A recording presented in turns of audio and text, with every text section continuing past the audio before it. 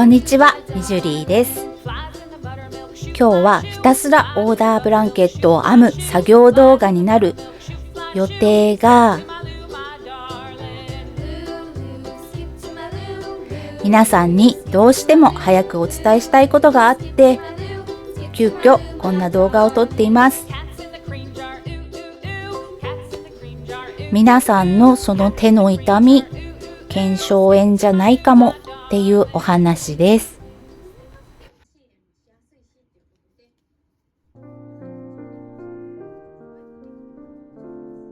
編み物をしてて手が痛くなるって方結構いらっしゃると思うんですが、私もずっとそうだったんです。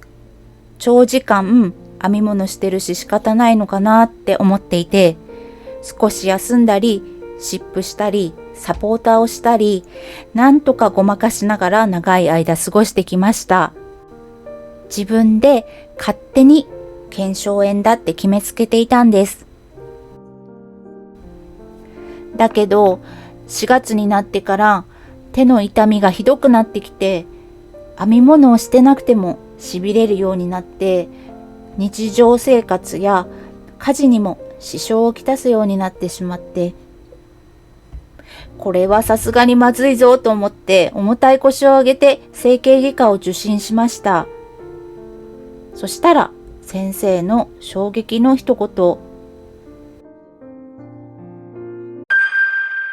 これは腱鞘炎じゃないね。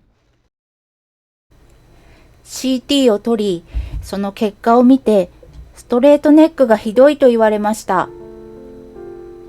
本来あるはずの首のカーブがまっすぐになっているのがストレートネックらしいんだけど、それどころか逆に反ってるらしくて、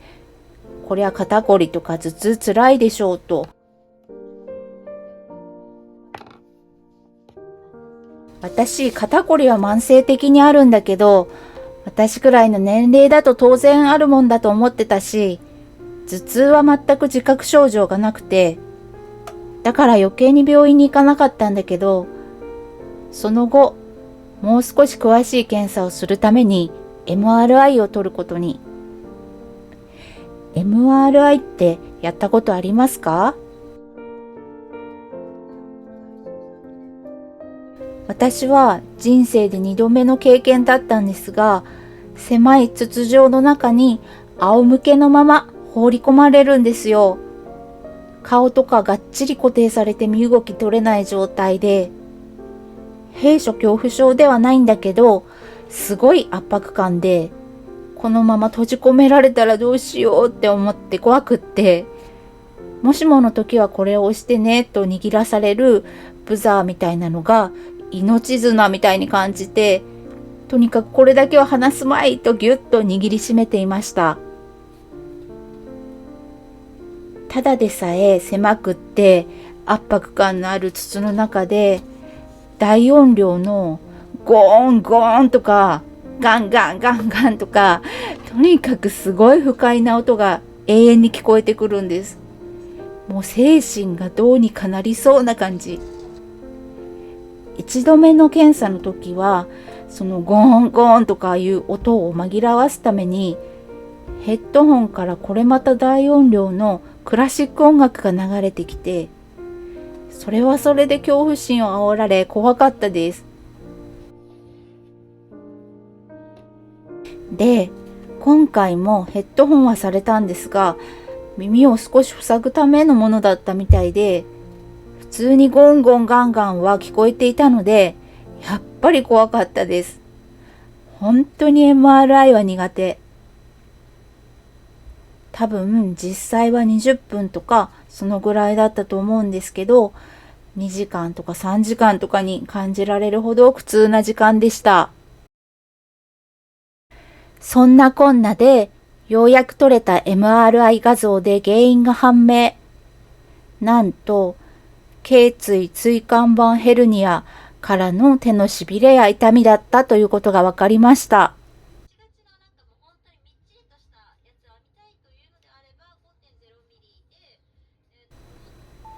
今回手のしびれが出て、左手でお皿とかを持つのが辛くなって、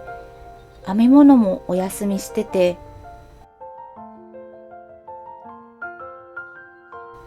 その間、このまま編み物ができなくなったらどうしようと、すごく不安でした。幸い、今すぐ首の手術をするとかいう話ではなくて、首を治療して、それが治れば、手の痛みやしびれは収まるということなので、しばらくはリハビリに専念するのですが、どうしてもっと早く行かなかったんだろうと後悔しています。だから皆さんに同じようになってほしくないなと思ってこの動画を撮りました。編み物をしてて手が痛くなる人多いと思うんですが、私のようにたかが腱鞘炎だろうなんて自己判断をせず、早めに病院に行ってほしいです。腱鞘炎も侮れないですし、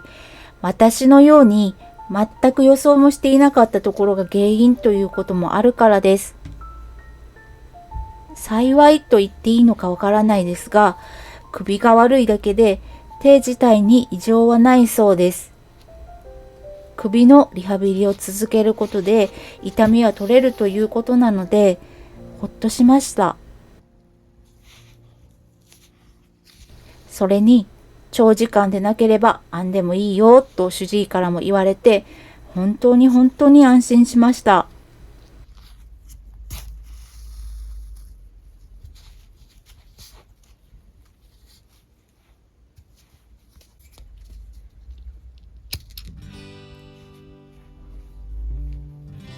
今後は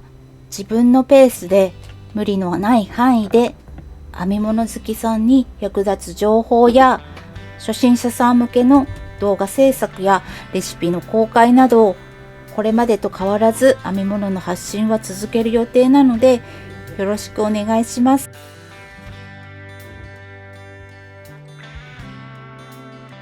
作家活動はリハビリのためほんの少しお休みしますが、大好きなものづくりを続けるための決断です。オーダーの再開や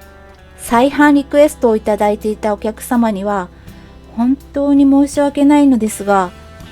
ご理解いただけると幸いです。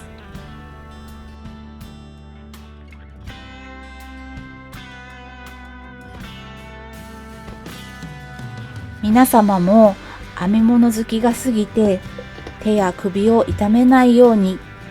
くれぐれもご注意くださいね。大好きな編み物を長く続けるために、大切な家族に心配をかけないようにするためにも、自分の体も大事にしてください。そして手が痛い時は早めに整形外科を受診してくださいというお願いでした。